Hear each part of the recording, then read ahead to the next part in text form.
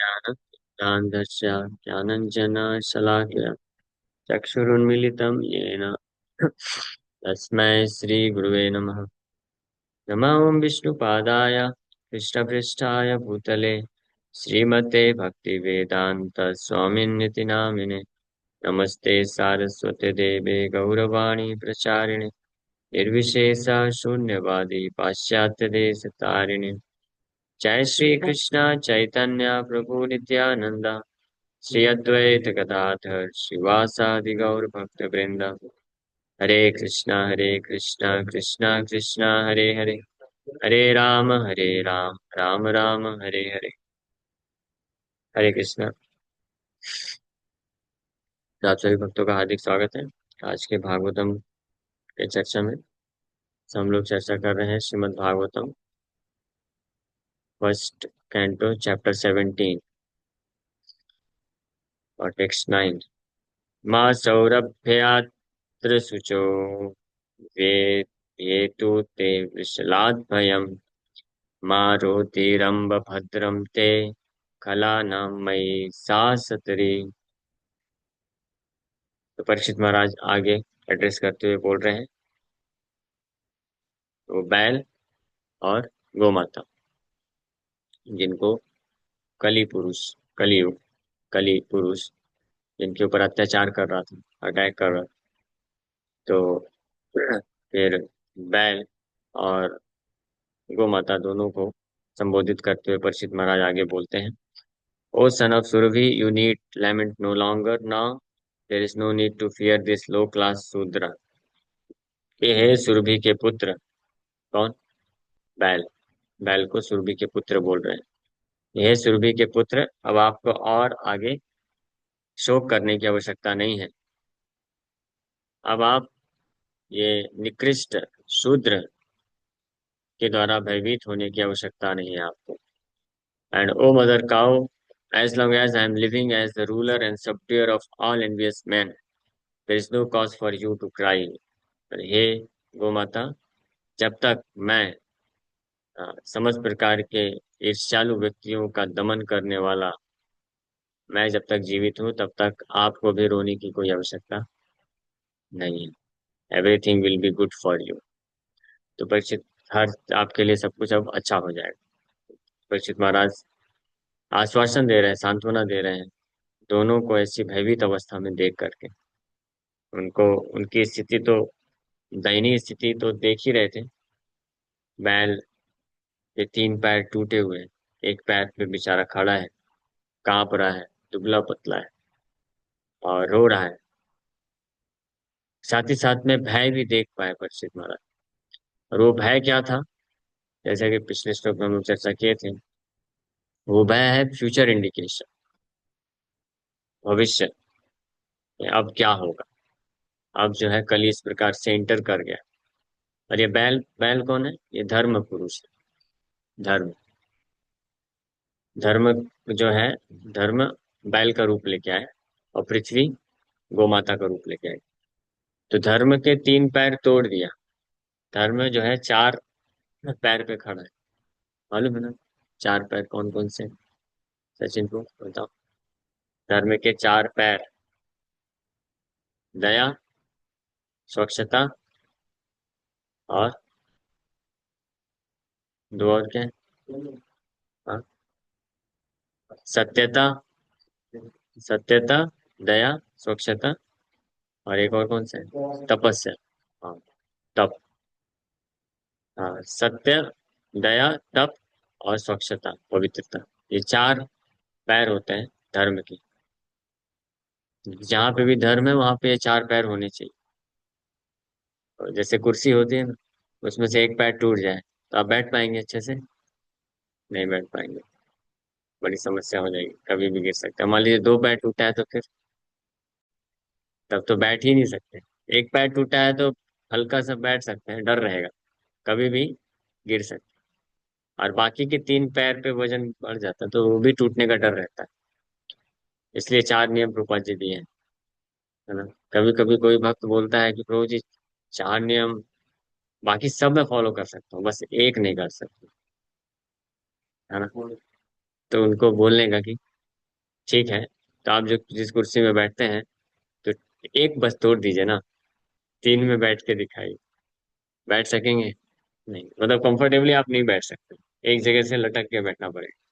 और कब तक बैठ पाएंगे, ये भी बात है।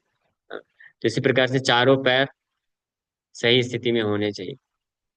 जैसे चार नियम, कौन कौन से चार नियम है? मांसाहार नहीं करना, नो मीट ईटिंग। ये मांसाहार करने से कौन सा पैर टूट जाता है? दया, दया वाला पैर टूट जाता है मांसाहार करने से। और गैम्बलिंग, जुआ, जुआ सट्टा से कौन सा पैर टूटता है? सत्य वाला पैर टूट जाता है। हाँ, झूठ का सहारा लेना पड़ेगा आपको। और तीसरा, हाँ, नशा, नो इंटॉक्सिकेशन। नशा करने से कौन सा पैर टूटता है? तपस्या का पैर टूट जाता है। कोई बोलेगा मैं शराब गांजा तो नहीं पीता हूँ, सिगरेट भी नहीं पीता, बस थोड़ा तंबाकू खाता हूँ। या कोई बोलेगा तंबाकू भी नहीं खाता, बस चाय कॉफी नहीं छोड़ सकता हूँ, बाकी सब छोड़ सकता हूँ। इसमें क्या होगा? तो चाय कॉफी मतलब वो जो एक पैर पूरी तरह से नहीं टूटा है, लेकिन उसमें दरार हो गया, वो पैर जो है लटक रहा है। तो वो पैर टूटने में टाइम नहीं लगेगा, तो वो भी सही नहीं है। तो नो इंटॉक्सिकेशन में ये चाय कॉफी भी त्यागना अनिवार्य है। पता है, अनिवार्य है। ऐसा नहीं कि हाँ थोड़ा सा नशा है तो चलेगा, ये भी अनिवार्य होता है। और चौथा, अवैध संबंध, अवैध स्त्री पुरुष से संबंध करना, इससे कौन सा नष्ट होता है पैर? हाँ, पवित्रता नष्ट होती है, विशेष मन की पवित्रता नष्ट हो जाती है। तो इसलिए ये चार पैरों को संभाल के जो रखेगा, तो धर्म मतलब संभला हुआ है, स्थित है। अब कलयुग में तीन पैर टूट गए हैं। बैल, धर्म पुरुष के तीन पैर टूटे हुए थे।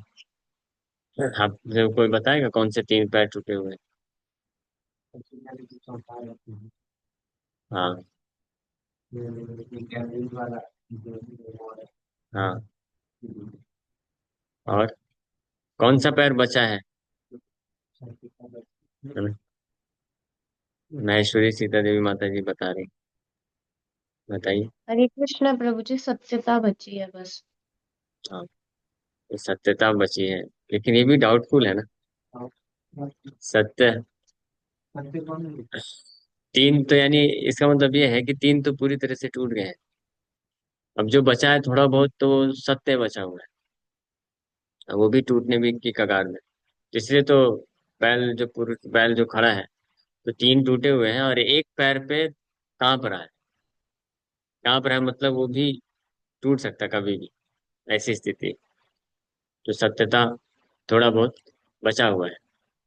तो सत्यता किस तरीके से बचा हुआ है, ये आज तक अभी तक मैंने कहीं श्रवण नहीं किया, लेकिन ऐसे विचार करके मैं सोचा, तो ऐसा प्रतीत होता है कि जैसे हम at least day to day dealing में विश्वास कर सकते हैं। कोई अगर गलत आदतों में फंसा हुआ है, नशा भी करता है, मांसा भक्षण भी करता है, लेकिन फिर भी कहीं पे जाना है तो सीधी कुछ चीजें से बताता है सही से, इस हिसाब से बोल सकते हैं कि कुछ मात्रा में सत्यता बची हुई है, लेकिन वो भी अभी जा रही है, नष्ट हो रही है। तो इस प्रकार से, लेकिन परीक्षित महाराज बोल रहे हैं, यह सन ऑफ सूरभि, अब आपको और शोक करने की आवश्यकता नहीं है।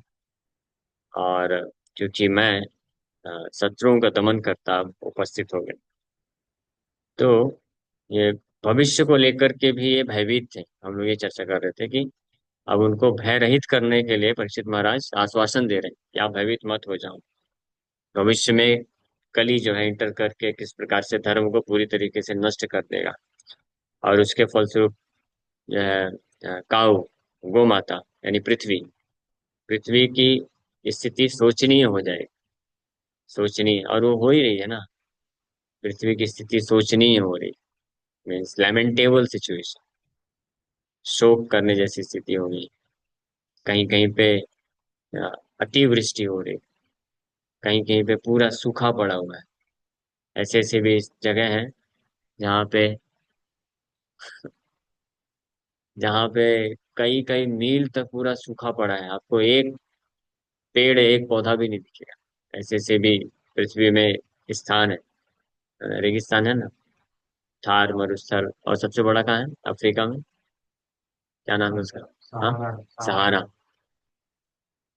तो पूरा खाली पड़ा है, और कहीं पे पूरा बर्फ ही बर्फ जमा हुआ है। कहीं पे बारिश ही नहीं होती, और कहीं पे बहुत बारिश होती है, सब कुछ चौपट हो जाता है। कहीं पे भूकंप आ रहा है, सुनामी आ रहा है। तो ये सब सिचुएशन क्या है, लेमेंटेबल है।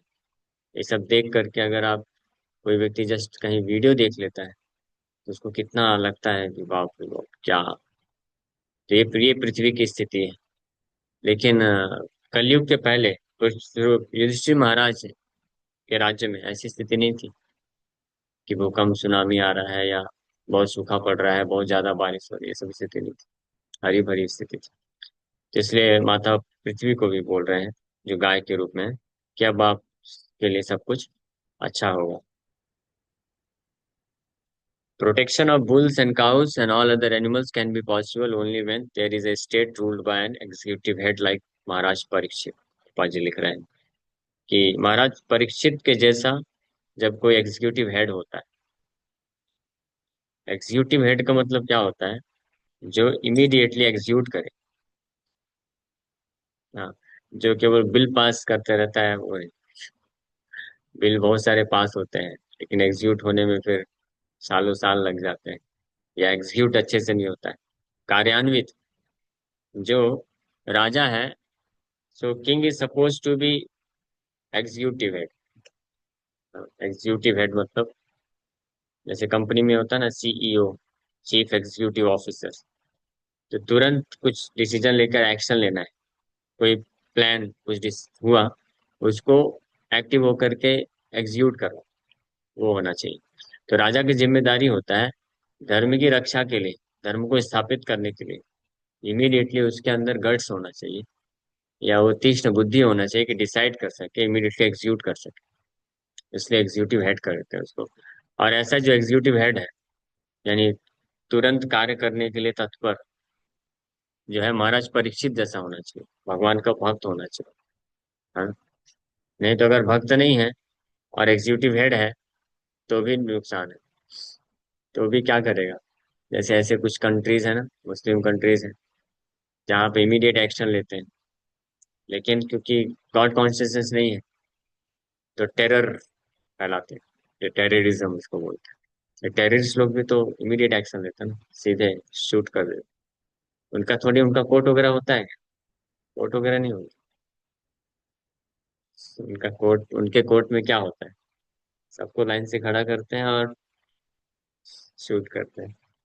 हाँ, एक बार ब्रह्मानंद प्रभु, तो महाराज थे, तो वो ये मुस्लिम कंट्री से होते हुए आ रहे थे, उनके साथ एक दो और भक्त थे। तो टेररिस्ट लोगों ने पकड़ लिया उनको और लाइन से खड़ा कर दिया, और सामने गन लिए। तो वो समझ गए अब तो हो गया, यहाँ पे कोई ऐसी वैसी नहीं होने वाली है। ये कुछ गवाह लेके आओ या अपना प्रमाण दिखाओ कि हमारे पास वैलिड सब कुछ है, हमारे किस्म वाले हैं, या ये हमारा उद्देश्य। तो समझ गया कि अभी क्या होने वाला है। तो इमीडिएटली ब्रह्मानंद को जो दोनों हाथ ऊपर करके चालू कर दिए, हरे कृष्णा कृष्णा कृष्णा हरे हरे। अब तो मरना ही है, तो फिर क्या करें? तो जोर से, तो सम और अदर भगवान ने वो जो हेड था, एग्जीक्यूटिव हेड, उसको प्रेरणा दिया कि डोंट एग्जीक्यूट, एग्जीक्यूट मत करो, ये कार्य को छोड़ दो उनको। तो कुछ तो था, तो उसने बोला ठीक है, इन लोग को जाने दो, ये लोग ऐसे ज्यादा कुछ नहीं कर सकते, छोड़ो। तो वो बच गए।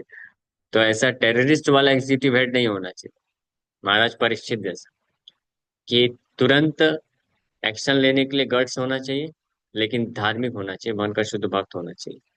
तो धर्म की रक्षा के लिए इमीडिएटली एक्शन लेगा। जैसे यहाँ पे तुरंत वो कली, जो पुरुष है, जो कि एक बहुत रॉयल ड्रेस में बहुत सुसज्जित है, एक क्षत्रिय जैसा दिख रहा है, परीक्षित महाराज विचार नहीं किए, तुरंत उसको, you deserve to be killed, immediately decision सुना दे कि आप मरने के योग्य हो, आपका ये दंड है।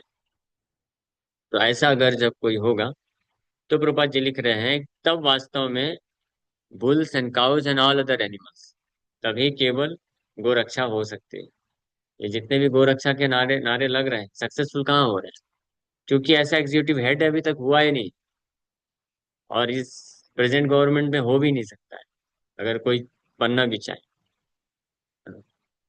योगी जी बनना भी चाहते हैं वैसा एग्जीक्यूटिव हेड, लेकिन बनने नहीं देंगे, क्योंकि इसको बोलते हैं डेमोक्रेसी। डेमोक्रेसी, प्रभात जी बोलते हैं democracy means democracy, demon crazy. तो ये जो लोकतंत्रता है, ये बहुत बड़ा डिफेक्ट है। हालांकि अगर बोला जाए तो ये सही भी है, क्योंकि नहीं तो टेररिस्ट वाला गवर्नमेंट आएगा तो कुछ फिनिश कर देगा। तो डेमोक्रेसी में एक फायदा ये है कि अगर कोई टेररिस्ट भी होगा तो कुछ कर नहीं पाएगा। हाँ, जैसे पिछले 60-70 साल लग गए उस गवर्नमेंट को, फिर भी पूरी तरीके से विनाश नहीं कर पाए, इतने सालों लग गए। लेकिन अगर डेमोक्रेसी नहीं होता ना, इमीडिएटली सब खत्म कर देते। तो ये फायदा भी है कि अगर कोई सत्यानाश करने के लिए भी आएगा तो उसको भी सैकड़ों साल लगेंगे, और अगर कोई उद्धार करना चाहेगा तो उसको भी सैकड़ों साल लगेंगे। तो महाराज परीक्षित जैसा एग्जीक्यूटिव हेड होना चाहिए, देन तब ये पॉसिबल है, ये जो है सुरक्षा मिल पाएगी। तो महाराज Parikshit addresses the cow as mother, और he is a cultured twice born kshatriya king. हाँ, परीक्षित महाराज यहाँ पे गाय को गौ माता करके एड्रेस कर रहे हैं, संबोधित कर रहे हैं। ये बस संबोधन नहीं है, ये वो भाव है, गाय को माँ की तरह स्वीकार करना और माँ की तरह उनको सुरक्षा देना। So, Surabhi is the name of the cows which exist in the spiritual planets and are especially reared by Lord Shri Krishna himself. Surabhi, Surabhi गाय कौन है? आध्यात्मिक जगत में जो गाय है वो सुरभि गाय कहलाती है। ब्रह्म संहिता में श्लोक आता है, सुरभिरभिपालयन्तम लक्ष्मी सहस्र शत संभ्रम सेव्यमानम गोविंदमादि पुरुषम तमहम भजामि। प्रभुपाद जी एक प्रवचन में बोलते हैं, so Lord Krishna is always engaged in the work of taking care of cows, but which cows? Surabhi cows, wish fulfilling cows, ऐसे करके ये भगवान का ये जॉब है, ये कार्य है। Is always engaged in taking care of Surabhi cows।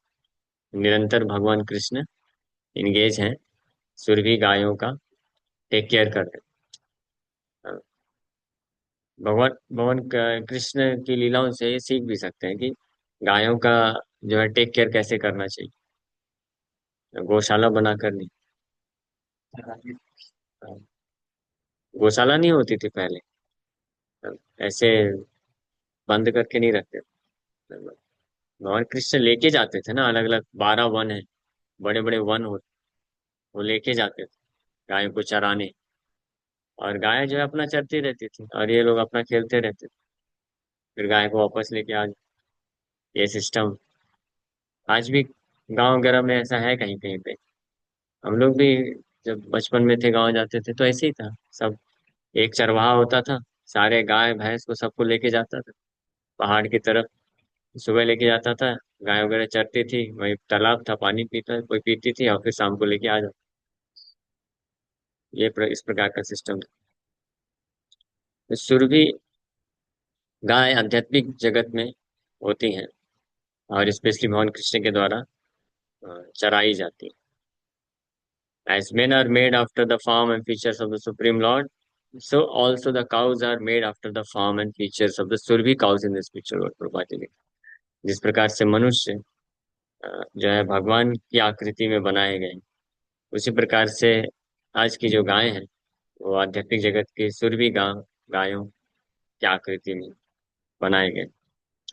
So in the material world, the human society gives all protection to the human being, but there is no law to protect the descendants of Surabhi, who can give all protection to men by supplying the miracle food milk आज के मनुष्य समाज का defect क्या है कि वो लोग मनुष्य को सुरक्षा देने के लिए बहुत सारे कानून पारित करते हैं, है ना। अब मनुष्यों में भी फिर अलग अलग कैटेगरी के लिए बालकों को बच्चों की सुरक्षा के लिए पोस्को, अभी माताओं की सुरक्षा के लिए एक कानून बनाया, जिसका इतना गलत फायदा उठाया गया कि अब चर्चा चल रही है कि अ, पुरुषों को बचाने के लिए क्या कानून निकाला जाए।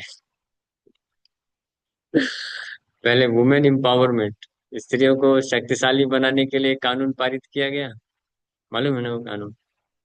इसलिए बहुत सावधान रहिएगा। ऐसे बहुत सारे केसेस हो गए हैं। हमारे भक्तों को फंसा देते हैं। सोचिए, कुछ नहीं किया कोई भक्त, बस कोई माता जी आकर के बोल दें कि ऐसा ऐसा मेरे साथ किया है, कोई प्रमाण की जरूरत नहीं है, पुलिस पहले आपको लेके जाके अरेस्ट करेगी। हाँ, और पुलिस ले जाना मतलब नाम खराब होता है, तो फिर वो भक्त का प्रीचिंग बंद करना पड़ता है, मैं क्या करें। लेकिन ये सब का बहुत दुरुपयोग हो रहा है।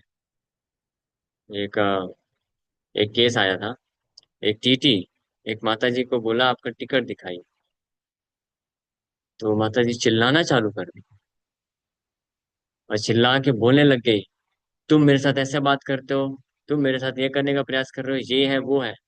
तो टीटी बेचारा डर गया, बोला दंडवत प्रणाम किया, माता जी छोड़ दो छोड़ दो, बैठे रहो। वो डर गया, उसको अभी पुलिस वाले आएंगे सबसे पहले क्या करेंगे, अरेस्ट करके लेके जाएंगे उसको, थोड़ी ना कुछ देखेंगे प्रमाण क्या है।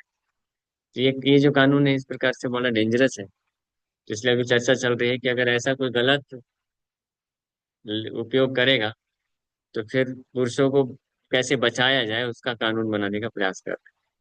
तो ये डिफेक्ट है, शास्त्र विरुद्ध कानून बनाने के प्रयास का ये सब डिफेक्ट है।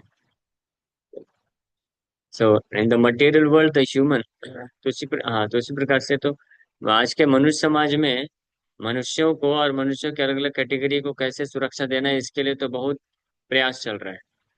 लेकिन दुर्भाग्यवश अ, इनको जानवरों की सुरक्षा के लिए ऐसा कोई लॉ कायदे से नहीं, किसी किसी देश में बना दिया है कुछ लॉ।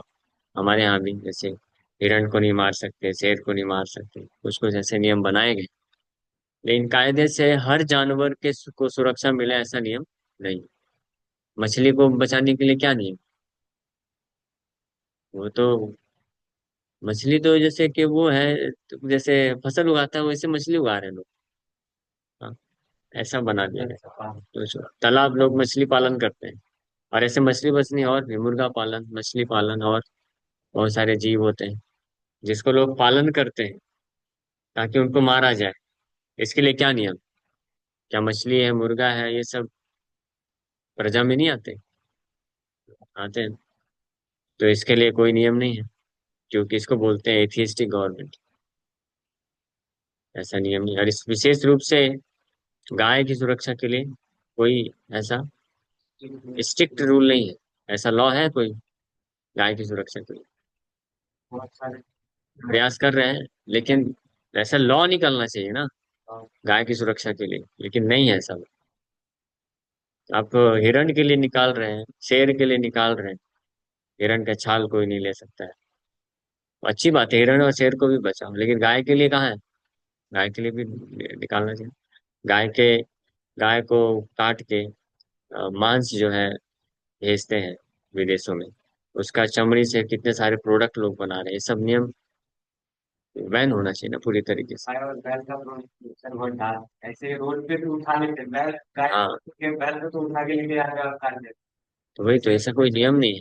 इसलिए प्रभुपाद जी यहाँ पे लिख रहे हैं कि in the material world, the human society gives all protection to the human being, but there is no law to protect the descendants of Suruvi, who can give all protection to men by supplying the miracle food milk.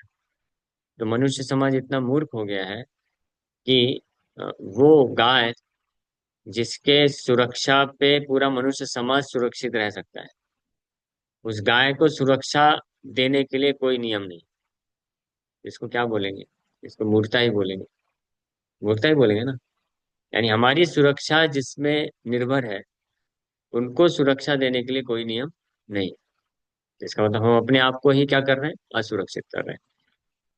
Prabhupada ji लिख रहे हैं, by supplying the miracle food milk, दूध अपने आप में वो miraculous food है, इतना अच्छा है कि वो रहे, अगर वो पूर्ण रूप से शुद्ध मात्रा में मिले तो व्यक्ति बड़ी आसानी से फिजिकली, मेंटली एंड स्पिरिचुअली, तीनों ही स्तर पे प्रगति कर सकता है, अपने आप को सुरक्षित कर सकता है। But Maharaj Parikshit and Pandavas were fully conscious of the importance of the cow and bull, and they were prepared to punish the cow killer with all chastisement, including death. लेकिन परीक्षित महाराज और पांडव जो वास्तविक राजा हुए, तो वो गाय और बैल के सुरक्षा को लेकर के पूर्ण रूप से अवगत थे, उनके महत्व के बारे में।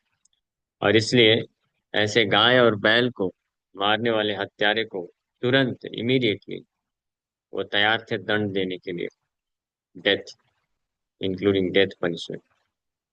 So there has sometimes been agitation for the protection of the cow, but for want of pious executive heads and suitable laws, the cow and bull are not given protection. Gopal ji लिख रहे हैं वही चीज कि हालांकि ऐसा एजिटेशन, यानी गाय की सुरक्षा के लिए अनेकों प्रकार के लोग सामने आए भी, आंदोलन भी किया, लड़ाई झगड़े भी किए, हाँ। लेकिन for want of pious executive heads and suitable laws, एक पुण्यवान राजा और उचित प्रकार के कानून के कमी के कारण ये सारे प्रयास जो है विफल हो गए। इसलिए जब तक ऐसा कोई स्ट्रिक्ट कानून पारित नहीं होगा, पास नहीं होगा, जिसमें गाय और बैल को सुरक्षा दी जाए, तब तक कितना भी कोई प्रयास कर ले गाय को सुरक्षा देने के लिए, वो पूर्ण रूप से सफल नहीं हो पाएगा। जैसे कानून पारित होना चाहिए, तो कानून पारित करने का ही प्रयास भी कर रहे हैं कुछ लोग, लेकिन वो बहुत डिफिकल्ट हो रहा है। सोचिए, अब इसमें क्या डिफिकल्टी, ये जो है कितना बड़ा दुर्भाग्य है, वही भारतवर्ष में, जहाँ पे सैकड़ों हजारों वर्षों से गाय का महत्व रहा है। सो गाय को राष्ट्र पशु तो नहीं, क्या बोले, जो भी राष्ट्र पशु कौन है, शेर को बना के रखते हैं। डोमेस्टिक है, शेर है शायद, हाँ, जो भी है। लेकिन वो दर्जा जो है श्रेष्ठता का, वो गाय को जाना चाहिए और गाय को सुरक्षा मिलना चाहिए। इसी प्रकार से अन्य जो राष्ट्र के पिता, पति और माता जो भी बने, राष्ट्रपिता कौन है, प्रभु रामचंद्र है राष्ट्रपिता, थे, हैं और रहेंगे। कानूनी रूप से कुछ भी लिख दीजिए, क्या फर्क पड़ता है, भगवान ही तो पिता है ना। पिता हम अस्य जगतो माता धाता पिता माँ भगवान बोल रहे हैं, तो उससे क्या ही फर्क पड़ता है, हाँ। जिनको बनाया गया वो कानून में वैसे बनाया नहीं गया, बोला जाए। हाँ, बोला जाता है, ऐसा कहीं रिटर्न फॉर्म में नहीं है ना, बस बोल देते हैं। हाँ, रिटर्न फॉर्म में तो भगवान ही है। रिटर्न फॉर्म गीता में लिखा हुआ है, पिता हम अस्य जगत हो। भगवान केवल राष्ट्र के पिता बस नहीं है, पूरे ब्रह्मांड के पिता है, ऑलरेडी रिटर्न है। So the human society should recognize the importance of the cow and the bull and thus give all protection to these important animals, following in the footsteps of Maharaj Parikshit.